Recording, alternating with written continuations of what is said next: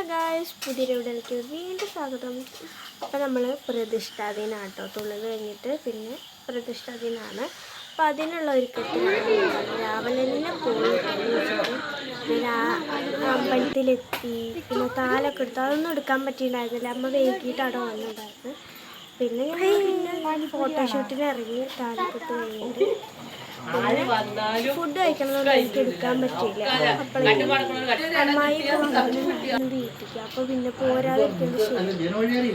അപ്പോൾ വീട്ടിലേക്ക് പോകുന്നു അവരുടെ വീട്ടിൽ. പിന്നെ അവരൊക്കെ കുറച്ചൊരു ക്ഷീണിച്ചിട്ടായിരുന്നു, നല്ല ചൂടായിരുന്നു. പിന്നെ അവരൊക്കെ വന്നിട്ടുണ്ടായിരുന്നു.